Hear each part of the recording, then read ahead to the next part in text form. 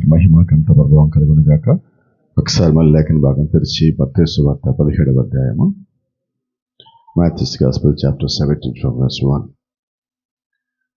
మత్తయి సువార్త 17వ అధ్యాయం మొదటి నుంచి కొద్ది మాటలు చెప్తాం. 6 దినములైన తరువాత యేసు పేతురును, యాకోబును, అతని సహోదరుడైన యోహానును వెంటబెట్టుకొని ఎత్తైన ఒక కొండ మీదకి ఏకాంతముగా పోయి వారి ఎదుట రూపాంతరం పొందెను. ఆయన ముఖము సూర్యుని వలె ప్రకాశించెను, ఆయన వస్త్రములు వెలుగును వలె తెల్లవాయెను. ఇదిగో మోషేయు ఏలీయయు వారికి కనబడి ఆయనతో మాట్లాడుచుండరి. అప్పుడు పేతురు, ప్రభువా, మనం ఇక్కడ ఉన్నట్టు మంచిది. నీకు ఇష్టమైతే ఇక్కడ నీకొకటియు, మోషేకు ఒకటియు, ఏలియాకు ఒకటియు 3 పర్ణశాలలు కట్టుదమని యేసుతో చెప్పాను. అతడు ఇంకను మాట్లాడుచుండగా ఇదిగో ప్రకాశమానమైన ఒక మేఘం వారిని కమ్ముకొనెను. ఇదిగో ఈయన నా ప్రియ కుమారుడు, ఈయన యందు నేను ఆనందించుచున్నాను, ఈయన మాట వినుడని ఒక శబ్దము ఆకాశం నుండి పుట్టెను. శిష్యులు ఈ మాట విని బోర్లపడి మిక్కిలి భయపడగా యేసు వారి వద్దకు వచ్చి వారిని ముట్టిలేండి, భయపడకూడని చెప్పాను. వారు కనులెత్తి చూడగా యేసు తప్ప మరెవరునూ వారికి కనబడలేదు. వారు కొండ దిగి వచ్చుచుండగా మనిషి కుమారుడు మృతుల్లో నుండి లేచి వరకు ఈ దర్శనము మీరు ఎవరితోనూ చెప్పకూడని యేసు వారికి ఆజ్ఞాపించాను. ఆమేన్. కృప కలిగిన తండ్రి, దయగల మా ప్రియ పరలోకపు దేవా, ఏదైనా మరొకసారి యొక్క లేఖనం సమీపిస్తుండగా చదవబడిన లేఖల నుంచి మాతోను మాకు అర్థమయ్యే రీతిలో మీ యొక్క ఆత్మను అనుగ్రహించి దేవా పొందుకుంటకు సహాయం దయచేయమని ప్రభువైన యేసుక్రీస్తు నీ నామంలో ప్రార్థిస్తూ ఉన్నాం. Amen. God bless you. Please be seated. ప్రభు చిత్తమైతే ఒక అంశం మనము మాట్లాడుకుందాం. The final transfiguration. దీనిలో కొన్ని భాగాలు ఉన్నాయి. మరి ప్రభు చిత్తం అయితే మరి భాగాలు తీసుకోవడానికి ప్రయత్నం చేద్దాం. The final transfiguration. కొండ మీద మనం చూసింది ట్రాన్స్ఫిగరేషన్. కొండ మీద మనం మాట్లాడింది రూపాంతరము. అయితే మనం ఈరోజు ప్రారంభిస్తున్నది చివరి రూపాంతరము. చివరి రూపాంతరము. ఇక్కడ గమనించాల్సింది ఏంటంటే బైబిల్ కానీ లేదా చర్చికి వచ్చేవాళ్ళు కానీ, ప్రార్థించేవాళ్ళు కానీ, క్రీస్తులో ఉన్నవాళ్ళు కానీ గమనించాల్సిన ముఖ్యమైన అంశం ఏంటంటే బైబిల్లో కొన్ని మాటలు ఉంటాయి, బైబిల్లో ప్రత్యేకించి కొన్ని వచనాలు ఉంటాయి, బైబిల్లో ప్రత్యేకించి దేవుడు సిద్ధపరిచిన కొన్ని కార్యాలు ఉంటాయి. వాటి గురించి తెలియకుండా మనము ఎంత భక్తి చేసినప్పటికీ అది పరిపూర్ణతలోకి రాదు. దాంట్లో ప్రముఖమైన మాటలు మనం ఇప్పుడు మాట్లాడుకుంటున్నాం. There are 3 important events are in the Bible that every believer of the Bible should believe and remember. విశ్వసించాల్సింది, గుర్తుపెట్టుకోవాల్సింది ప్రతి విశ్వాసి కొన్ని సంగతులు ఉన్నాయి. దాంట్లో 3 సంగతులు ప్రతి విశ్వాసి కంపల్సరీ తెలియాలి. ప్రత్యేకించి ఈ కాలంలో జీవించే వాళ్ళకి తెలియాలి. ఎందుకంటే దేవుడు వాక్యాన్ని బయలుపరిచింది, వాక్యాన్ని విరిచింది, ఇన్ని సంఘాలు కట్టించింది, ఇంతమంది సేవకులను పైకి లేపినది, ఆయన రక్తము కార్చింది, తిరిగి వస్తానని చెప్పింది, సిద్ధపడమంది.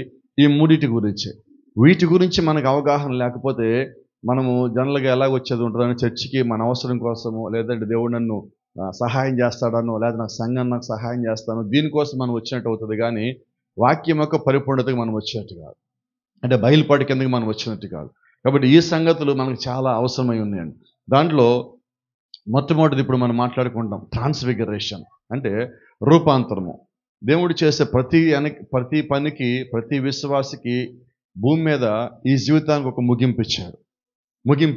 అయితే ఇక్కడ ముగించిపోయిన తర్వాత మళ్ళా నీ జీవితం ప్రారంభమవుతుంది. ఆ ప్రారంభం కూడా దేవుడు ఇచ్చాడు. అయితే ఆ ప్రారంభంలోకి వెళ్ళాలంటే ఈ జీవితాన్ని నువ్వు ఎలా ముగించామన్నది ముఖ్యమైనది. ఈ జీవితం యొక్క ముగింపు ఎలాగ ఉండాలంటే దాన్ని కూడా దేవుడే మనకి ముందు పెట్టాడు. ఒకటి పైకి వెళ్ళే ఇక్కడి నుంచి నిత్య జీవానికి వెళ్ళే జీవితము, ఇక్కడి నుంచి పాతాళానికి వెళ్ళే జీవితం. అయితే నిత్య జీవానికి వెళ్ళే వాళ్ళకి దేవుడు ఏర్పాటు చేసిన భూమి మీద చివరి కార్యం ఏంటంటే ట్రాన్స్ఫిగరేషన్. మన శరీరము మార్పు పొంది ఇంకొక శరీరంలోకి రావటం, ఇది దేవుడు ఏర్పరిచాడు. దాని తర్వాత మృతుల యొక్క పునరుత్థానం, ఇది రెండో సంగతి. ఇదేంటంటే మృతుల యొక్క పునరుత్థానం పైన ఎందుకు పెట్టామంటే బైబిల్ అంటుంది, మొదటి దశలో రాసిన పత్రిక 4వ అధ్యాయంలో 16-17 వచనాలు ఏం చెప్తున్నాయంటే, మొట్టమొదటిగా దేవుడు సజీవులైన మన యొద్దకు రాడు, మృతులైన వారి యొద్దకు వెళ్ళినప్పుడు మృతులు పునరుత్థానం చెందాక దేవుడు ఆయన వారిని ఎంటబెట్టుకుని మన యొద్దకు వస్తాడు. దేవుడు వాళ్ళని తీసుకుని రావాలి. కాబట్టి మొట్టమొదటి ఏం జరగాలంటే క్రీస్తు రాకడలో మృతుల పునరుత్థానం జరగాలి. దాని తర్వాత కార్యం ఏంటంటే జీవించున్న మనము రూపాంతరం చెందాలి. ఈ 2 కలిపి పైకి కొనిపోవటాన్ని మనం ఏమంటామంటే రాప్చర్ అంటాం. అయితే ఇక్కడ మీకు మాట కూడా చెప్పాలి. చాలాసార్లు ఎక్కడికి వెళ్ళా మనం ఎప్పుడు కూడా ఒక మాట మాట్లాడతాం, బైబిల్లో ఏముంటే చేస్తాం, ఏముంటుందో చెప్తామని. అయితే ఆశ్చర్యం ఏంటంటే బైబిల్లో రాప్చర్ అనే పదం లేదు. మరి రాప్చర్ లేదు కదా, మీరు ఎందుకు మాట్లాడుతున్నారంటే బైబిల్లో కాటప్ అని ఉంటుంది, కొనిపోవుట. దాన్నే మనం ఏమంటున్నామంటే ఎత్తబాటు అంటున్నాం. కొనిపోవుట అనే పదాన్నే మనము ఎత్తబాటు అనే పదంగా మారుస్తున్నాం. దాన్నే మనము ఇంగ్లీష్లో రాప్చర్ అంటున్నాం. ఎందుకంటే కాటప్ అనేది ఆ పదం అక్కడ మనం యూజ్ చేయాలి. అది గమనించండి. ఈ ఎత్తబాటులో ఈ రూపాంతరము, ఆ యొక్క పునరుత్థానము 2 భాగాలై ఉన్నాయి. ఈ మూడిటి గురించి మనకు తెలియకుండా, దాని కొరకు మనం సిద్ధపడకుండా, దేవుని యొక్క రాజ్యానికి వెళ్ళాలంటే దేవుడు మనకి ముగింపులు 2 ఇచ్చాడు. 1 మృతి చెంది పాతి పెట్టబడి తిరిగి లేవటము, 2 జీవించి మార్పు పొందటం. ఈ రెండిట్లోంచి, అంటే ఈ 2 గుంపులు పరలోకానికి వెళ్ళాలి. ఆ 2 గుంపులు వెళ్ళేదాన్నే మనం ఇక్కడ రాప్చర్ అంటున్నాం. ఏమా? కాబట్టి మనకి చాలా అవసరం. ఎందుకంటే పొద్దున్న నిద్ర లేచిన దగ్గర నుంచి మన వర్తమానంలోకి వచ్చాక తరచుగా వాడే పదాలు అన్నమాట. రాప్చర్ అని, రూపాంతరం పొందటం అని, లేదంటే మృతుల పునరుత్థానం అని, ప్రత్యక్షత అని, పరిశుద్ధాత్మను పొందుకోవటం అని, ఈ కాల వర్తమానం, ఈ గడియ వర్తమానం అని మనం తరచుగా వాడే పదాలు. ఆ పదాలకు అర్థం ఏంటో మనం తెలుసుకోకపోతే పక్కనోడు మాట్లాడుతున్నప్పుడు మనకెందుకు లేదని పక్కకి వెళ్ళిపోయేటట్టుగా ఉంటుంది. కానీ విశ్వాసంలో వచ్చి నువ్వు ఎక్కడి నుంచి పక్కకి వెళ్ళిపోవాల్సిన పని లేదు. అవిశ్వాసత నుంచి పక్కకి వెళ్ళిపోవటం తప్ప నువ్వు మరి ఇంకేది చేయాల్సిన పని లేదు. వాక్యం మాట్లాడేటప్పుడు మనము కూడా మన చెవిని ఇవ్వవలసిన వారు ఉన్నాము. ఏబా, కొంచెం ముందుకు వెళ్దాం. ఇక్కడ ఒక పదము ఉంది. The word transfiguration comes from the Latin roots trans and figura. ఇది లాటిన్ పదాల నుంచి పుట్టింది. ఈ ట్రాన్స్ఫిగరేషన్ అనే పదం 2 పదాల నుంచి, ట్రాన్స్ అని, ఫిగరా అని. అంటే ఒక రూపం నుంచి ఇంకొక రూపం అని కాదు, కానీ ఇక్కడ ఉన్న రూపమే ఇంకా ఉత్తమంగా మారటం అని అర్థం. ఉన్నదే ఇంకా ఉత్తమంగా మారటం అని. A change of form or appearance. ఇంత ముందు దానికన్నా మేలుని కనబడేలాగా. His appearance change and become glorious. కొండ మీద యేసుక్రీస్తు రూపాంతరం పొంది అన్నప్పుడు అక్కడ ఉంది యేసుక్రీస్తే. యేసుక్రీస్తు ఇంకెవరో కాదు. అయితే ఆయన ఎలాగ మారాడంటే, ఆయన వస్త్రములు మారని, ఆయన ముఖం మారింది, ఆయన శరీరం మారింది, ఆయన చుట్టూ ఉన్న ఒక తేజవంతమైన మహిమ కనిపిస్తూ ఉండదు. అంతకుముందు వారి మధ్యలో ఉన్నప్పుడు నిత్యం ఆయన చూస్తూనే ఉన్నారు. దాదాపుగా కొన్ని సంవత్సరాల పాటు ఆయనతో పరిచయం చేసి డైలీ ఆయన చూస్తూనే ఉన్నారు. కానీ రోజు ఆయన చూసిన దానికి ఈ రోజుకి చాలా తేడా కనబడింది. Praise the lord. కాబట్టి ఇక్కడ గమనించాల్సిన సంగతి ఏంటంటే, మనందరి జీవితాల్లో కూడా మన జీవితం యొక్క ముగింపులో అటువంటి రూపాంతరం కావాలి. ఆ రూపాంతరం ఎక్కడి నుంచి వస్తుంటే, ఆ రూపాంతరం పొందేంత వరకు మనం జీవించిన జీవితం ఏదైతే ఉన్నదో అది మనల్ని అలాగ మారుస్తుంది. ఆమేన్. చూడండి, ఇంకా రూపాంతరం అంటే అర్థం ఇంకోటి ఉన్నది. Simply means to transform into something more beautiful or elevated. ఇంత ముందుకన్నా నువ్వు అది అందమైనదిగా మారుస్తా, అంటే లోపాలు లేనిదిగా మారుస్తుంది. ఇక్కడ అందమైందంటే అర్థం లోపాలు లేనిదిగా మారుస్తుంది, ఉత్తమైనదిగా మారుస్తుంది. A specific form of transformation. ఇప్పుడు ఈరోజు మనం చూస్తున్నాం, ఎక్కడ చూసినా కూడా ఈ ఒబెసిటీ క్లినిక్స్ వచ్చిన తర్వాత అంతకుముందు లావుగా ఉన్న ఫోటో తీసుకొచ్చి పెడతారు. ఆ తర్వాత మళ్ళీ సన్నగా మారిన ఫోటో ఒకటి పెట్టి అక్కడ కింద పైన ఒక పదం పెడతారు. ఏం పదం పెడుతున్నారు? ట్రాన్స్ఫర్మేషన్. అలాగున్నోళ్ళు ఇలాగ అయ్యారని వాళ్ళు పదం వాడుతున్నారు. ఏది? లావుగా ఉన్నోళ్ళు సన్నోళ్ళుగా అయితే. దానికోసం వాళ్ళు ఏం చేయాలి? డైట్ చేయాలి, ఎక్సర్సైజ్ చేయాలి, కొన్ని తినేమంటే మానేయాలి. వాళ్ళు చేయాల్సిన అన్ని చేశాక అలాగ అవుతారు. అంతేగాని వాళ్ళకి నచ్చినవి మొత్తం చేస్తే అలాగ మారం. అంతేనా? అది ఎంత సింపుల్గా మనకి ఎత్తబాటు గురించి, దేవుని యొక్క రాజ్యం గురించి చూపిస్తున్నది. భూమి మీద ఈ రూపం నుంచి ఆ రూపంగా మారాలంటేనే చాలా వదిలేసుకుంటున్నావు. మరి దేవుని యొక్క రాజ్యానికి వెళ్ళాలంటే, ఆ రూపాంతరం నువ్వు పొందాలంటే వదిలేసుకోవాలి. కానీ మీరు గమనించండి, ఈ డైటింగ్ చేసేవాళ్ళు కూడా, స్లిమ్ అవ్వాలని ప్రయత్నం చేసేవాళ్ళు కూడా, వీళ్ళు కూడా ఏం చేస్తారంటే కొద్ది రోజులు బాగానే చేస్తారు. ప్రతిరోజు అద్దంలో వాళ్ళు చూసుకుంటారు. 1 సైజు 2 సైజులు బట్టల సైజు తగ్గిన తర్వాత ఇంకేం చేస్తారు? ఇంకా చాలు అని చెప్పి మళ్ళీ తింటాం బిగిన్ చేస్తారు. మళ్ళీ ఏమవుతారు? అంతకుముందు లాగుతారు. అలాగే ఇక్కడ కూడా ఏంటంటే, కొద్ది కాలం దేవునిలోకి వచ్చి, దేవుని సన్నిధిలో ఉండి, ప్రార్థనలో ఉండి, విశ్వాసంలో ఉండి, అన్నిట్లో ముందుండి, ఇంక నేను మారిపోయిన పర్లేదులే అనుకొని మళ్ళీ వెనక్కిపోయి మళ్ళీ అంతకుముందు కన్నా పాత చెడిపోయిన పద్ధతికి వెళ్ళేది కూడా ఉన్నది. ఇది మనకి భూ సంబంధమైన దానికి అది సాదృశ్యంగా అనిపిస్తున్నది. ఎందుకంటే భూ సంబంధమైన కార్యములన్నీ ఆత్మ సంబంధమైన వాటికి సాదృశ్యాలు అయి ఉన్నాయి.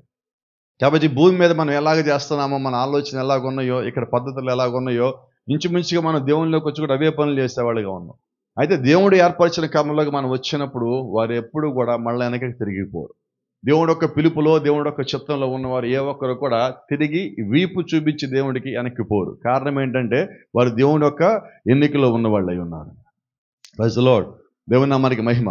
గమనించండి, ఇక్కడ యేసుక్రీస్తు కొండ మీదకి ఆయన వెళ్తా రూపాంతరం చెందడానికన్నా ముందుగా ఆయన దానికన్నా ముందు ఒక ప్రవచనం పలికున్నాడు.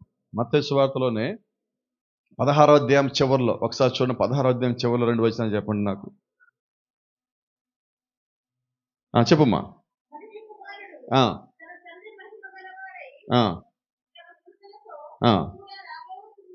ఆమేన్.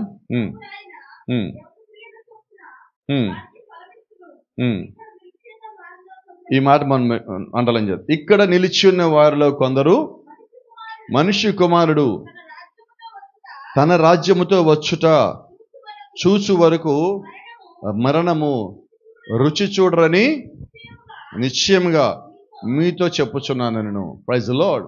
ఇక్కడ యేసుక్రీస్తు కొండ మీదకి 17వ అధ్యాయంలో తీసుకెళ్ళడానికన్నా ముందుగా మత్తయి సువార్త 16వ అధ్యాయంలో ఆయన ఒక స్టేట్మెంట్ ఇచ్చాడు. ఏం స్టేట్మెంట్ ఇచ్చారంటే, ఇక్కడ నిలిచి ఉన్న వారిలో కొందరు, అందరు శిష్యులు కూర్చోబెట్టి మాట్లాడుతా ఆయన మీటింగ్ చెప్తా, మీటింగ్లో ప్రవచనం చెప్తున్నాడు. ఏంటి ఆ ప్రవచనం? ఇక్కడ నిలిచిన వారిలో కొందరు మనిషి కుమారుడు తన రాజ్యంతో వచ్చుట చూచు వరకు మరణము రుచి చూడరని మీతో నిశ్చయముగా చెప్పుచున్నాను.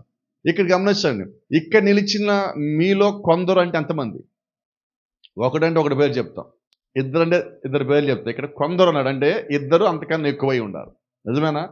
అయితే చాలామంది ఏం చేస్తారంటే శాస్త్రజ్ఞులు, గొప్పోళ్ళు, వేదాంత పండితులు ఈ మాట తీసుకొని వాళ్ళు ఏం చేస్తారంటే, ఇదిగో యేసుక్రీస్తు పలికిన ఈ ప్రవచనం ఏదైతే ఉందో అది ఇంకా నెరవేరలేదు, ఆ శిష్యులు మొత్తం చనిపోయారు అంటున్నారు. అయితే ఒక మాట నేను చెప్తాను, ఎప్పుడన్నా యేసుక్రీస్తు చెప్పాక ఏదన్నా ఒక మాట జరగకుండా ఉన్నదా?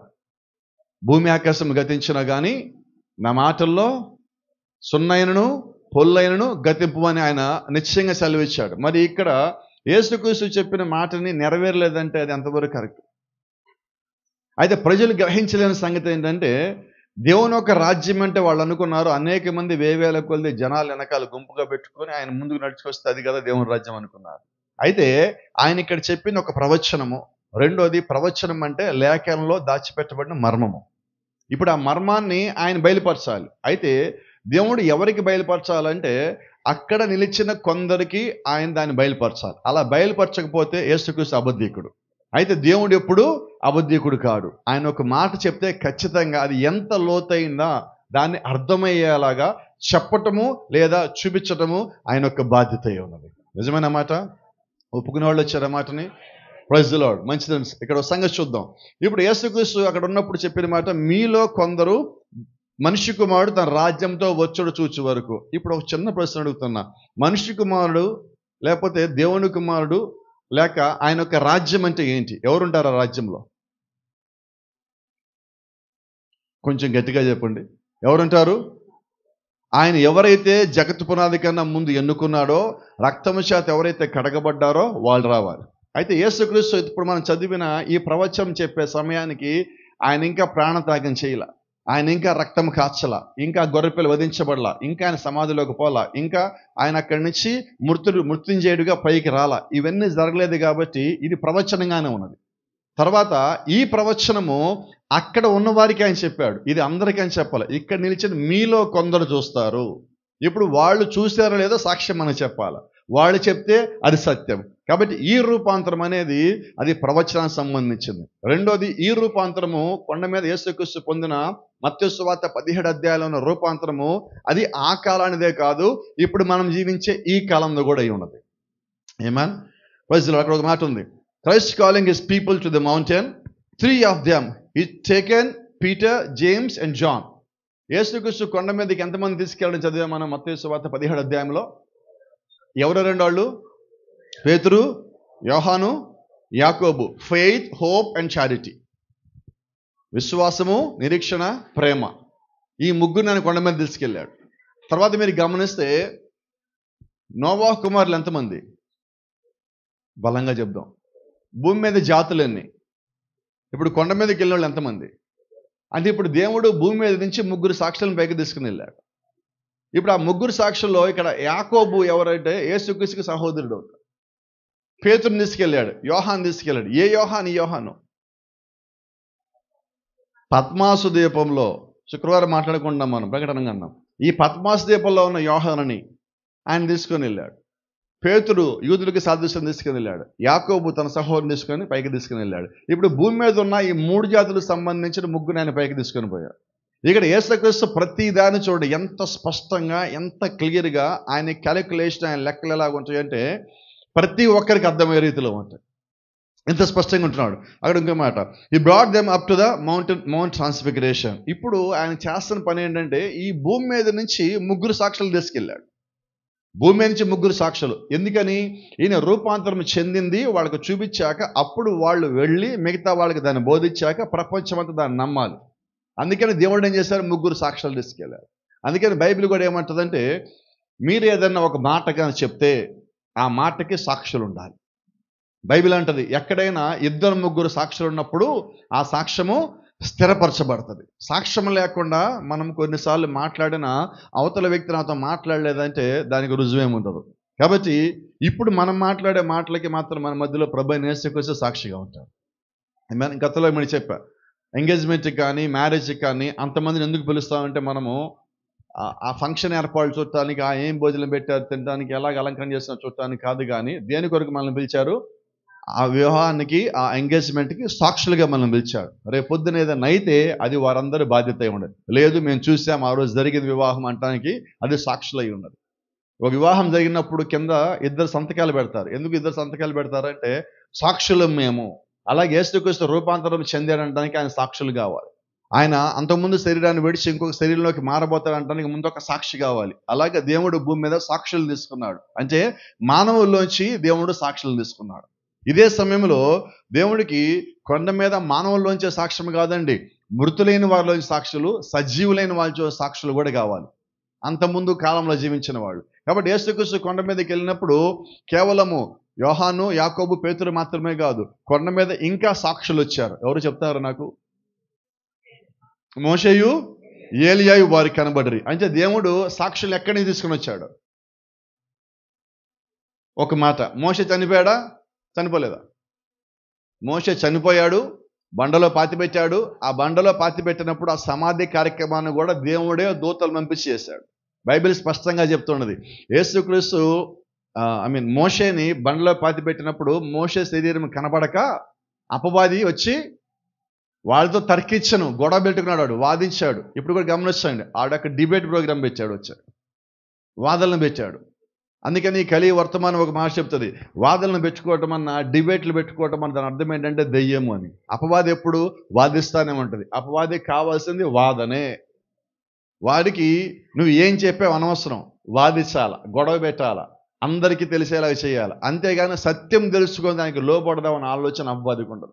కాబట్టి ఎప్పుడు జ్ఞాపకం పెట్టుకోండి, ఒక గొడవని పెంచేవాడు దేవుడి సంబంధి కాదు, గొడవని తగ్గించేవాడు దేవుడి సంబంధి.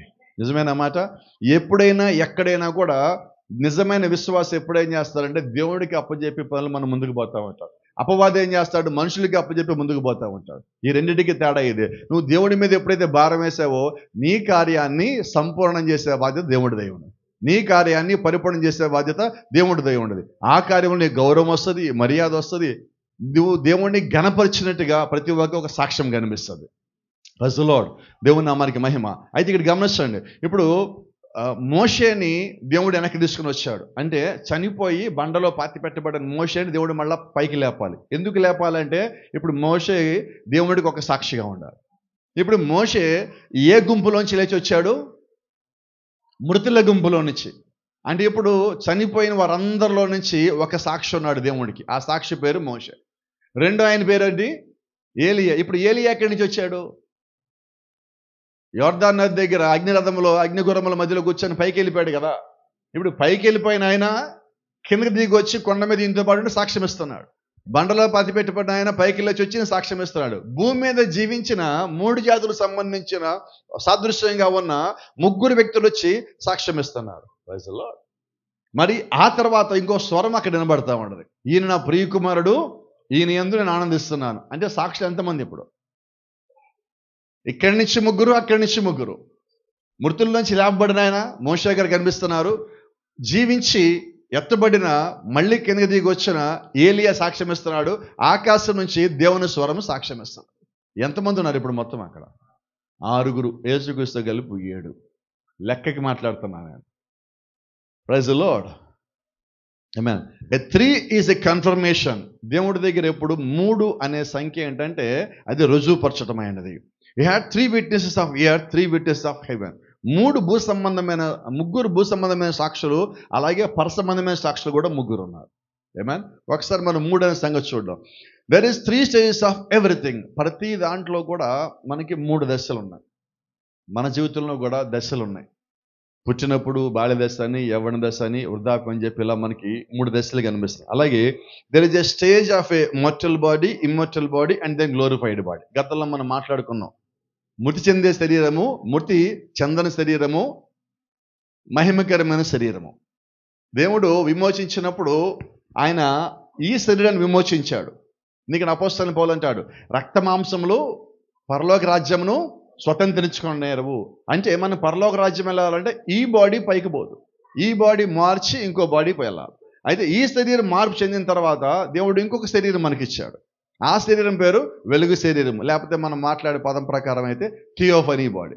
ఇప్పుడు ఈ థియోఫనీ బాడీ, ఈ విమోచించబడిన శరీరము 2 కలిసినప్పుడు ఆ శరీరం పేరే గ్లోరిఫైడ్ బాడీ, వెలుగు శరీరమైనది, మహిమా శరీరమైనది, లేకపోతే వాక్యపు శరీరం అంటాం మనం ఇంకొంచెం అర్థం కావాలంటే.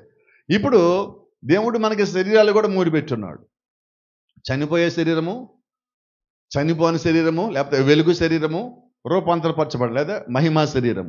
ప్రతి దాంట్లో మనం ఎక్కడికి వెళ్ళినా కూడా దేవుడు 3లోంచి మనతో మాట్లాడుతూనే ఉన్నాడు. తర్వాత కొంచెం మాట్లాడితే ఆయన 3 కార్యాలయాల్లో పనిచేసిన ఒకే ఒక్క దేవుడై ఉన్నాడు. ఆమేన్. ఏ కార్యాలయాలు అవి? తండ్రి, కుమార, పరిశుద్ధాత్మ. అయితే ఇప్పుడు ఆయన 3 దేవుళ్ళ? మరి ఎంతమంది దేవుళ్ళు ఆయన? ఒక్కడే దేవుడు 3 కార్యాలయాల్లో ఉన్నాడు. తండ్రిగా పనిచేశాడు, కుమారుడిగా పనిచేశాడు, పరిశుద్ధాత్మగా పనిచేశాడు. అక్కడ కూడా మనం చూస్తే మళ్ళీ ఆయన 3లో పరిపూర్ణమైన వాడిగా ఉన్నాడు. ఇంకొంచెం మనం ముందుకేస్తే మళ్ళీ మనకి నీతీకరణ ఉన్నది, శుద్ధీకరణ ఉన్నది, పరిశుద్ధాత్మ బాప్తిజం ఉన్నది. మళ్ళీ 3 కార్యములు. నువ్వు విశ్వాసం ఎదిగేటప్పుడు మొట్టమొదటిగా క్రీస్తుని అంగీకరించావు, ఆ తర్వాత దాని నీతీకరణ అన్నాం. క్రీస్తుని అంగీకరించా, నీ పాపం తీసేయబడాలి, నీతీకరణ. ఒప్పుదల నువ్వు కలిగి ఉన్నావు, అది శుద్ధీకరణ. ఆ తర్వాత పరిశుద్ధాత్మ బాప్తిజం పొందాలి, అవి కూడా మళ్ళీ 3. తర్వాత మన శరీరంలో మళ్ళీ 3 ఉన్నాయి. గతంలో కూడా మనం మాట్లాడుకుందాం. ఏంటవి? Body, soul and spirit. శరీరము, ఆత్మ, ప్రాణము, లేదా ప్రాణము, ఆత్మ. ఈ 3 మన దగ్గర ఉన్నాయి. అంటే మనము కూడా 3 కలిగి ఉన్న ఒక జీవై ఉన్నాం భూమి మీద. అంటే ఎక్కడి నుంచి చూసినా కూడా ప్రతి దాంట్లో కూడా దేవుడు 3లో ప్రయాణిస్తానే ఉన్నాడు. ఇప్పుడు శరీరంలో, ప్రాణములో దేవుడు ఉండడు. ఎక్కడుంటాడు దేవుడు అంటే ఆత్మ లోపల దేవుడు ఉంటాడు.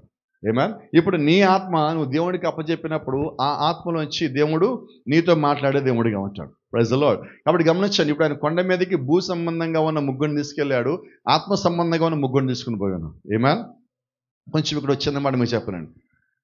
Take a 3-pointed piece of a glass and lay it in the sun. ఒక 3 కోణాలు ఉన్న ఒక గాజు ముక్కను తీసుకొచ్చి మీరు ఎండలో పెడితే దాని మీద వెలుగు పడినప్పుడు దాంట్లోంచి 7 రంగులు బయటకు వస్తాయి. ఒక డైమండ్ని మీరు 3 వైపులా కట్ చేసి తీసుకొచ్చి దాని కానీ పెడితే దాని పైనుంచి లైట్ కానీ పడినట్లయితే ఆ డైమండ్ మీద మీరు మొత్తం చూస్తే అదంతా వెలుగుతూ ఉంటుంది. అయితే ఆ వెలుగులోంచి 7 రంగులు వస్తాయి. ఆ 7 రంగుల్లోంచి మనకి వర్షధనుస్సు కనిపిస్తుంది, ఒక రెయిన్బో కలర్ వస్తుంది. అంటే గమనించండి, 3లోంచే దేవుడు పరిపూర్ణతను చూపిస్తున్నాడు. వాస్తవంగా 3లోంచి 3 రంగులే కనబడాలి కదా, కానీ అక్కడ లైట్ పడ్డప్పుడు ఏమవుతుంది? వెలుగు పడ్డప్పుడు 7 రంగులు కనిపిస్తా ఉన్నాయి. అంటే దేవుడు చేసిన ఏర్పాటు ఏంటంటే 3లోనే దేవుడు 7ని దాచిపెట్టున్నాడు. Praise the Lord. See, when the soul leaves the body, it takes its journey into a place of rest in a body that's in the form and shape of this body. ఎప్పుడైతే ఈ శరీరాన్ని ఆత్మ విడిచిపెట్టిపోయినదో ఆత్మ వేరొక చోట నివాసం చేయాలి. ఎందుకంటే ఈ శరీరంలో ఆత్మ నివాసం చేయదు. మనం చనిపోగానే వెంటనే మన శరీరం నుంచి ఆత్మ వేరు చేయబడుతుంది. ఇంకో భాష మాట్లాడితే ఆత్మ అంటే వెలుగై ఉన్నది. ఎప్పుడైతే ప్రాణం పోయినదో నెక్స్ట్ జరిగే మొట్టమొదటి సంగతి ఏంటంటే ఈ శరీరాన్ని ఆత్మ విడిచిపెడతాది. ఎప్పుడైతే శరీరాన్ని ఆత్మ విడిచిపెట్టిందో ఇక శరీరంలో కదలిక లేదు, వెలుగు లేదు. మనం గమనించండి, ఎప్పుడైతే ప్రాణం పోయినదో ఆ మనిషి చెయ్యి కానీ పట్టుకుంటే చెయ్యి ఎలాగుంటుంది? కారణం ఏంటి? ప్రకటన గ్రంథం 3వ అధ్యాయంలో ఒక మాట ఉన్నది, నువ్వు చల్లగా ఉండని మేలు వెచ్చగా ఉండని మేడు. చల్లగా ఉండటం అర్థం ఏంటి అక్కడ? చనిపోవటమని. ఇప్పుడు సంఘంలో మనం ఎలాగ ఉండాలి? నువ్వు ఉంటే వాక్యానుసారంగానే ఉండాలా, లేదా వాక్యానికి పూర్తిగా విరుద్ధంగానే ఉండాలి. మనం ఒకసారి అంటే ఒకసారి ఇటు ఉంటే దేవుడు ఒక వాక్యం అంటున్నది, నువ్వు నులివెచ్చగా ఉన్నావు కాబట్టి నిన్ను నా నోట నుంచి ఉమ్మివేయి ఉద్దేశించున్నాను. అంటే మన వాక్యంలో సరైన స్థానంలో లేక, క్రమములో లేక, ఇష్టానుసారంగా ఉన్నప్పుడు దేవుడు ఒక వాక్యం అంటుంది, మిమ్మల్ని నా నుంచి బయట పంపించేస్తానంటాను. కొంచెం జాగ్రత్త. ఇట్ ఈ it is not this type of body you meet your lord once. ఒకవేళ ఈ ఆత్మ శరీరాన్ని విడిచిపెట్టిపోయినట్లయితే ఈ శరీరము పరలోకం చేరదు. రెండోది, ఇప్పుడు విడిచిపెట్టిన ఆత్మ ఏదైతే ఉన్నదో ఆ ఆత్మ నేరుగా పోయి పరలోకంలో మనకన్నా ముందున్న మన ప్రియమైన వాడిని కలుసుకోలేదు. నిజమేనా? రైట్. ఒకవేళ వాళ్ళని చూసాం, వాళ్ళ దగ్గర పోయి షేక్ హ్యాండ్ ఇచ్చి కౌలించుకుని ఎంతకాలం చూసి అనగలమా? అనలేము. ఇప్పుడు కొండ మీద జరుగుతుంది ఇదే. కొండ మీద రూపాంతరం ఏం జరుగుతున్నది? అక్కడ మోషే కనిపిస్తున్నాడు, ఏలియా కనిపిస్తున్నాడు. కానీ వీళ్ళు చూస్తున్నారు, వీళ్ళ కళ్ళకు కనిపిస్తారు, వాళ్ళ ఆకారం ఉన్నది, వాళ్ళ రూపం ఉన్నది. కానీ వీళ్ళు పోయి ముట్టుకోలేరు, వీళ్ళు పోయి పట్టుకోలేరు. ఎందుకంటే ఈ శరీరం వేరు, ఆ శరీరం వేరు. Praise the lord. ఇప్పుడు దేవుడు ఏం చేస్తారంటే ఈ శరీరంలో ఉన్న యోహానికి, యాకోబుకి, పేతురికి ఆ శరీరం ఎలాగ ఉండబోతో చూపిస్తున్నాడు. Praise the lord. ఇక్కడ చిన్న మాట మాట్లాడదాం అనుకుంటున్నా. ఇప్పుడు మోషే ఎక్కడి నుంచి వచ్చాడు బయటికి? బండలో నుంచి. ఇంకా కరెక్ట్గా మాట్లాడితే మృతుల్లోంచి పైకి లేచాడు. ఏలియా ఎక్కడి నుంచి వచ్చాడు? పైకి కొనుకోబడిన ఏలియా, మరణం లేకుండా కొనుకోబడిన ఏలియా కిందకి దిగి వచ్చాడు. బండలోంచి వచ్చిన ఆయన కొండ మీదకి వచ్చాడు, మరణం లేకుండా కొనుకోబోయిన కొండ మీద దిగి వచ్చాడు. వీళ్ళ మధ్యలో యేసుక్రీస్తు అక్కడ ఉన్నాడు. Praise the lord. ఇప్పుడు వచ్చిన మాట మనం మొట్టమొదటిగా మాట్లాడుకున్నాం, ప్రతి విశ్వాసికి 3 సంగతులు తెలియాలని మాట్లాడుకున్నాం. ఏంటి ఆ 3 సంగతులు? మొట్టమొదటిది ఏంటి? పునరుత్థానము, రిజర్రక్షన్. రెండోది ఏంటి? ట్రాన్స్ఫిగరేషన్. మూడోది ఏంటి? ర్యాప్చర్. ఈ ర్యాప్చర్లో ట్రాన్స్ఫిగరేషను, రూపాంతర పొందటము, మృతులు పునరుత్థానం 2 భాగమై ఉన్నాయి. అంటే ఎత్తబాటు కన్నా ముందేం జరగాలంటే ఆ 2 మనకు కలాలి, ఆ 2 మనకు జరగాలి, ఆ 2 మనకు తెలియాలి. ఇప్పుడు కొండ మీద యేసుక్రీస్తు చూపిస్తుంది కూడా అదే. మత్తయి సువార్త 16వ అధ్యాయం చివరి వచనం ఏంటి ఒకసారి జ్ఞాపకం చేసుకుందాం మళ్ళా. ఇక్కడ నిలిచిన మీలో కొందరు మనిషి కుమారుడు తన రాజ్యంతో వచ్చుడు చూచు వరకు మరణం రుచి చూడరని నిశ్చయంగా చెప్తున్నాను. అయితే జాగ్రత్తగా ఇప్పుడు 17వ అధ్యాయంలో మొదటి వచనం చూద్దాం. ఆ మాట చెప్పిన తర్వాత 6 దినములు అయిపోయిన తర్వాత యేసుక్రీస్తు దగ్గరలో ఎత్తని కొండ మీదకి పోయాను. అంటే 6 దినములు అయిపోయాక ఏ దినం? 7వ దినం. ఇప్పుడు దేవుడు చెప్పిన మాట ఆయన ఏ దినం పరిపూర్ణం చేయాలి? ఇప్పుడు మనం ఏ సంఘకాలంలో ఉన్నాం? 7వ సంఘకాలంలో ఉన్నాం. అంటే ఇప్పుడు దేవుడు ఈ మాటలు ఎలాగ పరిపూర్ణం చేయాలంటే ఆయన అన్నీ తీసుకొచ్చి చివరికి పరిపూర్ణం చేయాలి. ముందు ఒక ప్రవచనము, ఆ తర్వాత నెరవేర్పు, ప్రవచనము, నెరవేర్పు, ప్రవచనము, నెరవేర్పు. పాత నిబంధన ప్రవచనము, కొత్త నిబంధన యేసుక్రీస్తు వచ్చాక నెరవేర్పు. కొత్త నిబంధన యేసుక్రీస్తు వచ్చాక ఆయన చెప్పిన ప్రవచనము ఆ కాలానుగుణంగా అవి నెరవేరాలి. చూడండి, ఆయన ఒక ప్రవచనం చెప్పాడు, మనిషి కుమారుడు తన రాజ్యంతో వచ్చుడు చూచు వరకు మీలో కొందరు నిశ్చయంగా మరణము రుచి చూడరు. ఆ మాట చెప్పిన 7వ దినమే దేవుడు ఆ ప్రవచనం నెరవేర్చాడు. ఇప్పుడు మీరు అడగచ్చు, ఆశ గారు దేవుని రాజ్యం అంటే కేవలం మోషే ఏలి ఇద్దరేనా? కాదండి. ఇక్కడ మరి దేవుని రాజ్యం అంటే యేసుక్రీస్తు ఒక్కడేనా? కాదండి. మీరు కొద్దిగా జాగ్రత్తగా గమనిస్తే ఇక్కడ మోషే మృతి చెందిన ఆ గుంపు మొత్తానికి సాదృశ్యంగా సారూప్యంగా ఉన్నాడు. వాళ్ళందరినీ అక్కడ is representing all the death people that was rejected. మృతి చెంది పునరుత్థానం చెందిన అందరికీ మోషే ముందు వచ్చి ఆయన వెనకాల ఆయన గుంపు ఉన్నారు. ఇప్పుడు ఏలియా ఎవరు? మరణం లేకుండా జీవించి పైకొనిపోబడిన ఏలియా కిందకు వచ్చాడు. ఇప్పుడు ఆయన వెనకాల ఏ గుంపు ఉండాలి? జీవించి మరణం లేకుండా రూపాంతరం చెందిన గుంపు ఆయన వెనకాల ఉండాలి. ఇప్పుడు దేవుని రాజ్యం అంటే ఇంకెవరు మరి? పునరుత్థానం చెందినవారు, రూపాంతరం చెందినవారు, వారిద్దరు పక్కనే కనిపిస్తారు కదా. ఇది దేవుడు ఆ మాట మత్తయి సువార్త 16వ అధ్యాయంలో చెప్పిన మాట 7వ దినమున నెరవేర్చున్నాడు. అయితే ఆయన చూడండి, మీరు చూస్తారు అని చెప్పాడు. ఆ ప్రవచనం జాగ్రత్తగానండి. చూస్తారు అంతే. మీలో కొందరు మరణం రుచి చూడరు, నిశ్చయంగా మనిషి కుమారుడు తన రాజ్యంలో వచ్చుట చూచు వరకు. చూస్తారు అంటే జరగబోయేదాన్ని దేవుడు అక్కడ చూపించాడు. మన భాషలో మాట్లాడుకుంటే మనం ఏదన్నా ఒక పని చేయబోయేటప్పుడు చాలాసార్లు మనం ఒక ఫంక్షన్కి వెళ్ళాలి, కొత్త బట్టలు తీసుకున్నాం, ఫస్ట్ ఏం చేస్తారు? డైరెక్ట్గా ఫంక్షన్కి వేసుకెళ్ళిపోతారా? ముందేం చేస్తారు? ఏంటది? ప్రశాంత్ గట్టి చెప్తారు. ట్రైల్ వేయటం అంటే ముందుగా దాని అవసరం దాన్ని చెక్ చేసుకుంటాం మొత్తం బాగున్నాయా లేవా అని. పెద్ద పెద్ద నాటకాలు కానీ లేదంటే సినిమా షూట్ చేసేటప్పుడు కానీ వాళ్ళు ముందేం చేస్తారంటే రిహార్సల్స్ అంటారు. ఈ రిహార్సల్స్ జరగాల, అవన్నీ అయిన తర్వాత మొత్తం పర్ఫెక్ట్గా ఉన్న తర్వాత చేస్తారు. ఇంకొకటి, మరి నేను సినిమా ఇండస్ట్రీ నుంచి వచ్చాను కాబట్టి మీకు ఒక సంగతి చెప్తాను ఇక్కడ, అంటే కొద్ది మందికి అర్థమవుద్ది ఈ సంగతి. ఇక్కడ యేసుక్రీస్తు అందరిని తీసుకెళ్ళి కూర్చోబెట్టి చూపించాల. ఎవరైతే అవసరమై ఉన్నారో, ఎవరైతే ముఖ్యమైన వాళ్ళు ఉన్నారో, ఎవరైతే దీన్ని బయటికి తీసుకొని పోవాలో, ఎవరైతే ఎన్నుకోబడ్డారో వాళ్ళని మాత్రమే దేవుడి పైకి తీసుకెళ్ళాడు. దాని యొక్క ఉద్దేశం ఏంటంటే, ఇండస్ట్రీలో ఉన్నప్పుడు, మూవీ ఇండస్ట్రీలో ఉన్నప్పుడు ఒక మూవీ రిలీజ్ చేయాలంటే ముందు షూటింగ్ అంతా అయిపోతుంది. అంతా అయిపోయిన తర్వాత ఏం చేస్తారంటే, ఒక థియేటర్లో ముఖ్యమైన గెస్ట్లు ఎవరైతే వాళ్ళందరినీ పిలిచి ఆ మూవీని వాళ్ళకి వరకే చూపిస్తారు. మొత్తం చూపించరు, కొద్ది భాగమే చూపిస్తారు దాని లోపల. దానికి ఒక పేరు ఉండేది, ఇప్పుడు లేదు, అది గతంలో ఉండేది. అది దాని పేరు ఏంటంటే ప్రివ్యూ అనేవాళ్ళు. దాన్ని చూసి అది బాగుందో లేదో మొత్తం అక్కడ డిసైడ్ అయిపోయేది. ఇప్పుడు నేరుగా రిలీజ్ చేయడమే చేస్తున్నారు. అయితే ఇంతకుముందు ఏం జరిగేదంటే, మొత్తం అయిపోయిన తర్వాత, దీనికి ఒక చిన్న ఉదాహరణ చెప్తా. ఈ కాల వర్తమానం చెప్పిన మాట, 10 కమాండ్మెంట్స్ మూవీ మొత్తం తీసేసిన తర్వాత ఈ 10 కమాండ్మెంట్స్ మూవీని ఆయన ప్రపంచం మొత్తానికి రిలీజ్ చేయాల. 10 ఆజ్ఞలు, మోషే యొక్క 10 ఆజ్ఞలు మూవీ తీసిన తర్వాత ఆయన చేసిన పని ఏంటంటే, ముఖ్యమైన వారిని, విమర్శ చేసే వాళ్ళని, లేదంటే సినిమాను కొనుక్కునే వాళ్ళని, 10 మంది తీసుకెళ్లే వాళ్ళని, పాత్రికేయులు మొత్తాన్ని పిలిచి ఒక పెద్ద మీటింగ్ ఏర్పాటు చేసి వాళ్ళందరికీ ఆ మూవీని ఆయన చూపించడం జరిగింది. ఆ తర్వాత దాన్ని రిలీజ్ చేశారు. ఇప్పుడు ఈ మూవీలో వీళ్ళు ఏం చూశారో ఇంచుమించుగా అదే బయటికి పోయింది. మళ్ళీ ప్రివ్యూలో చూసినదే. అయితే ఇక్కడ కూడా దేవుడు ఏం చేస్తారంటే, కొండ మీదకి యాకోబుని, యోహానుని, పేతురుని, వీళ్ళ ముగ్గురిని తీసుకెళ్ళి రాబోయే ఒక సినిమాని వాళ్ళు చూపించారంట. నేను మన అర్థమయ్యే భాష మాట్లాడుకునేటట్లేదు. ఏంటి ఆ సినిమా అంటే, ఆ సినిమా పేరు ఎత్తబాటు. ఆ సినిమా పేరు చివరి రూపాంతరము. ఇక్కడ మనం ఎందుకని చివరి రూపాంతరం అంటున్నామంటే, కొండ మీద జరిగిన చివరి రూపాంతరం కాదు. అయితే కొండ మీద జరిగే రూపాంతరంలో నీవు నేను కూడా ఉన్నాం. ఎలాగున్నామంటే, ఈ గడి వర్తమాని కూడా మాట సెలవిస్తున్నాడు. ఏమంటున్నాడంటే, కొండ మీద ఎటువంటి రూపాంతరం జరిగినదో దానికన్నా గొప్ప రూపాంతరము ఈ 3వ నిర్గమం యొక్క ముగింపులో జరగాలి. ఇప్పుడు మనం ఎక్కడున్నామంటే 3వ నిర్గమం యొక్క ముగింపులో ఉన్నాం. ఏమాన్? మొదటి నిర్గమంలో మోషే నడిపించాడు, 2వ నిర్గమంలో యేసుక్రీస్తు నడిపించాడు. ఇప్పుడు మనం 3వ నిర్గమం యొక్క చివరిలో ఉన్నాం. ఇప్పుడు ఈ చివరిలో ఏం జరగాలి? 2 కార్యాలు జరగాలి. మొట్టమొదటి కార్యం ఏంటి? మొదటి నిర్గమం దగ్గరికి వెళ్దాం, కొద్ది నిమిషాలే. మొదటి నిర్గమం అంటే మోషే కాలం. మోషే ఐగుప్తు నుంచి కనానికి ఎంతమంది తీసుకుని వెళ్ళాడు? త్వరగా చెప్పండి.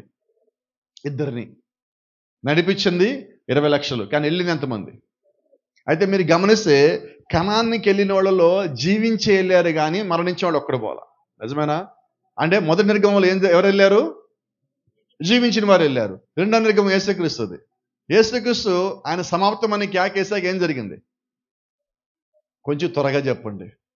మృతులు పైకి లేచారు, అంటే రిజరక్షన్. ఇప్పుడు యేసుక్రీస్తు వాళ్ళని తీసుకుని పైకి వెళ్ళాడు. జీవించిన వాళ్ళు ఎంతమంది వెళ్ళారు? ఎవరు పోలేదు. మొదటి నిర్గమంలో జీవించిన వారు 2 వచ్చారు. 2వ నిర్గమంలో మృతి చెందిన వారు పైకి వెళ్ళారు. ఇప్పుడు ఈ చివరి పునరుత్థానం, లేదంటే ఈ చివరి నిర్గమంలో ఏం జరగాలి? మోషే గుంపు మృతులు లేవాలి, ఏలియా గుంపు జీవించిన వారు లేవాలి. అంటే ఈ నిర్గమంలో ఏం జరుగుతుంది? చెప్పట్లేదు ఎవరు నాతో. లేఖనమే. దేవుడు మొట్టమొదటిగా మృతుల యొద్దకు వెళ్ళి వాళ్ళని పైకి లేపుతాడు. ఆ తర్వాత సజీవులైన మన యొద్దకు వచ్చి మనల్ని తీసుకొని పోతాం. అప్పుడు మనం మార్పు చెందుదాము. అంటే ఈ 3వ నిర్గమంలో 2 కార్యాలు జరగాలి. ఏం కార్యాలు? మృతులు లేవటము, మనం మార్పు పొందటము. అంటే మొదటి నిర్గమంలో ఏం జరిగినదో, 2వ నిర్గమంలో ఏం జరిగిందో 2 కలిపితే అది 3వ నిర్గమం. అంటే ఇప్పుడు ఈ కాలంలో దేవుడు మనకి ఇచ్చిన వాగ్దానం ఏంటి? చివరి రూపాంతరం అంటే మృతులు పైకి లేవాలి, జీవించిన వారు మార్పు చెందాలి. అప్పుడు వారు మనము కలిసి మనం పైకి వెళ్ళాలి. ఇది దేవుడు చేసిన ఏర్పాటు. మరి ఇప్పుడు దేవుని రాజ్యమే కదా, మరి కాదంటారంటే ఆ ప్రవచనాన్ని? అంటే ఇక్కడ అర్థం ఏంటంటే, వాళ్ళ కన్నులకి వాళ్ళకి అనుకున్నట్టు కనబడాలా. దీన్ని కూడా మీకు చిన్న సంగతి జ్ఞాపం చేయాలి. యేసుక్రీస్తు భూమి మీద పుట్టినప్పుడు, ఆయన ఆ పశువుల పాకలో పుట్టినప్పుడు చాలామంది ఆయన్ని దేవుడికి అంగీకరించాల. కారణం ఏంటంటే, వాళ్ళు అనుకున్నట్టుగా ఆయన రాలా, వాళ్ళకి నచ్చినట్టుగా రాలా. దేవుడు అంటే ఎలాగుండాలి? దగదలగడే బట్టలు వేయాల, బంగారంతో ఉండాలి, ఒక కిరీటము, పరలోక రాజ్యం నుంచి నేరుగా ఒక ఎర్ర తివాచీని యెరూషలేము దేవాలయంలోకి అతి పరిశుద్ధమైన స్థలంలోకి పెట్టుకొని నేరుగా పైకి దిగించి కిందకి దిగొచ్చేటప్పుడు దూతలు పట్టుకొని ఆ బంగారు ట్రంపెట్లు ఊదుతా ఉంటే యేసుక్రీస్తు వాడు వస్తారనుకున్నారు. కానీ దేవుడు వాళ్ళు అనుకున్నట్టుగా రాల. ఆయన ఎలాగనుకున్నాడు అలాగే వచ్చాడు. ఎందుకంటే దేవుడు ఎప్పుడు తనను తాను సామాన్యతలో దాచుకుంటాడు. గొప్ప గొప్ప దాంట్లో దేవుడు చూపించుకోవాలని కోరుకోడు. సామాన్యతలో అత్యంత సామాన్యంగా దేవుడు ఉండటానికి ఇష్టపడతాడు. ఈ రోజు కూడా దేవుడు చేస్తున్న పని అదే. ఆయన గొప్ప గొప్ప స్థలాలు ఉంటాడంటల్లా నీ మనసులో ఆయన ఉండాలని ఆశపడుతున్నాడు. నీ హృదయంలో ఆయన ఉండాలని ఆశపడుతున్నాడు. కాబట్టి ఈ ఉదయం మనకు కావాల్సింది ఏంటంటే తెలుసుకోవాల్సిన సంగతి ఒక్కటే. మృతి చెందైనా పైకి వెళ్ళాలి, జీవించైనా మార్పు చెంది ఆయన లోపలికి వెళ్ళాలి. కాబట్టి మన కొరకు ఒక పునరుత్థానం ఎదురు చూస్తున్నది, మన కొరకు ఒక శరీర మార్పు ఎదురు చూస్తున్నది. అపోస్తలుల పౌలు మాట జ్ఞాపకం చేస్తున్నా, ఎవ్విధము చేతనైనను నేను పునరుత్థానంలో ఉండాలి. ఏమైనా కానీ నేను చనిపోయి పాతి పెట్టుబడి పైకి లేస్తానా, జీవించి మార్పు చెందా నాకు తెలియదు, కానీ నేను దాంట్లో ఉండాలి. నాకు కావాల్సినది ఆయన ఎలా తీసుకెళ్ళినా ఓకే, మొత్తానికి మాత్రం అక్కడ ఉండాలి. కాబట్టి ఈరోజు ఆ చివరి రూపాంతరం ఎవరి కొరకు అంటే అది మన కొరకు. ఇంకొంచెం స్వార్థంగా మాట్లాడుతున్నాను నేను. అది ఆ చివరి రూపాంతరం ఎవరి కొరకు? నా కొరకు. అంతే కదా. స్వార్థం అంటే ఏంటంటే దేవుడితో పాటు ఉండాలనుకునే స్వార్థమే కదా. ఇప్పుడు అటువంటి స్వార్థం ఏంటి? ఇక్కడ స్వార్థం అంటే చూడండి, నేను ఒక్కడనే ఉండాలనుకునే స్వార్థం, నేను వెళ్ళాలనుకుంటున్న స్వార్థం కాదు, దేవుడు నాకు ఇచ్చిన వాగ్దానం. కాబట్టి ఈరోజు పునరుత్థానానికి నువ్వు సిద్ధపడి ఉండాలి, శరీరాన్ని మార్పు కొరకు నువ్వు సిద్ధపడి ఉండాలా, దేవుని యొక్క రాజ్యం కొరకు నువ్వు సిద్ధపడి ఉండాలా. Praise the lord. ఏ రీతిగా దేవుడు నిన్ను పైకి తీసుకుని పోతాడో నీకు నాకు ఏ ఒక్కరికి తెలియదు. కాబట్టి నీవు నేను కలిగి ఉండాల్సింది ఒక్కటే, సిద్ధపాటు. ఎటువంటి సిద్ధపాటు? ఎలా తీసుకెళ్తావో తెలియదు ప్రభా, నేనైతే నీ వాక్యం ప్రకారంగా ఉంటాను. ఒకవేళ ఆ కాలానుగుణంగా దేవుడు నాకు ఇచ్చిన వాగ్దానం మృతుల్లోంచి రావాలంటే నేను దానికి రెడీ అవుతా. లేదా జీవించి మార్పు పొంది ఏలియాలాగా రావాలా, నేను అలాగే రెడీ అవుతా. అది మోషే గుంప, ఏలియా గుంప నాకు వద్దు. ఏ గుంపు అయినా ఆయన దగ్గరికి పోవాల్సిందే. ఆ రెండు గుంపులో మనం ఎక్కడున్నామో, ఎలాగుంటున్నామో అని దాన్ని బట్టి సిద్ధపాటు మొత్తం కలిగి ఉండదు. కాబట్టి ఈరోజు మన ముందు ఒకటి ఉన్నది, మనకు ఒక లక్ష్యం ఉన్నది, ఒక గురి ఉన్నది, మనం సిద్ధపాటు కలిగి ఉండాల్సిన ఒక అంశం ఉన్నది. ఏంటి అంశం అంటే ఎత్తబాటు. ఆ ఎత్తబాటుకి దేవుడు మనకిచ్చిన రెండు మార్గాల్లో నువ్వు రమ్మన్నాడు. ఏంటి రెండు మార్గాలు? The first one is resurrection, the second one is body change or transfiguration. ఈ రెండిట్లో ఏదో ఒకదానికి నువ్వు సిద్ధపడి రావాల్సి ఉన్నావు. కాబట్టి ఈరోజు దేవుడు మన ముందు పెట్టిన వాటిని ముందు పెట్టుకొని దాని వెనకాల మనం పరిగెత్తుతామండి. అయితే మన లోకంలో ఉంటూ లోక సంబంధించిన పనులు పడిపోతూ మిగతావన్నీ చేస్తూ దీని వెనకాల రాలేకపోతాం. అయితే దేవుడికి ఏం కావాలంటే నువ్వు లోకంలోని చెయ్యి, అయితే త్వరగా అవి చేసి ముగించుకొని దీని మీద ఎక్కువ సమయం గడుపు, దీని కొరకు ఎక్కువ సమయం కేటాయించు, ప్రార్థనలు ఎక్కువ సమయం గడుపు, దేవుళ్ళు ఎక్కువ సమయం గడుపు, విశ్వాసాలు ఎక్కువ సమయం గడుపు, అవిశ్వాసులకి దూరంగా ఉండు. వాక్యంతోనూ ప్రార్థనతోనూ జీవితాన్ని నిరంతరం నువ్వు కట్టుకుంటూ పోతా ఉన్నప్పుడు దేవుడు వచ్చే సమయానికి నేను పరిపూర్ణంగా సిద్ధం చేయగలడు. ఆయన వాక్యంతో, వర్తమానంతో, నీ ప్రార్థనతో, నీ జీవిత క్రమంతో దేవుడికి నువ్వు ఎన్నైతే సమర్పించావో దాన్ని బట్టి ఆయన నిన్ను సంపూర్ణంగాను పరిపూర్ణంగానే కట్టగలడు. దాని కొరకు ఆయన సిద్ధమైన వాక్యం మనకి ఇచ్చాడు, శుద్ధమైన వాక్యం మనకి ఇచ్చాడు. ఆ వాక్యం మనం చేతబట్టుకుందామని, దాంట్లో ఏమీ కలపక ఏమీ తీసేయక. కాబట్టి ఇప్పుడు కొండ మీద రూపాంతరం ఎవరి కొరకు అంటే అది నా కొరకే. ఆ గుంపులు ఎవరి కొరకు అంటే నాకు బోధించడానికే దేవుడిని తీసుకొచ్చిన రెండు గుంపులు, మోషే గుంపు, ఏలియా గుంపు. దానిలో మనము సిద్ధం కావటానికి దేవుడు అన్నీ మన ముందు పెట్టాడు. ఇప్పుడు దేవుడి దగ్గర మనకి ఇవ్వడానికి ఇంకేమీ లేదు, అన్నీ మనకి ఇచ్చాడు.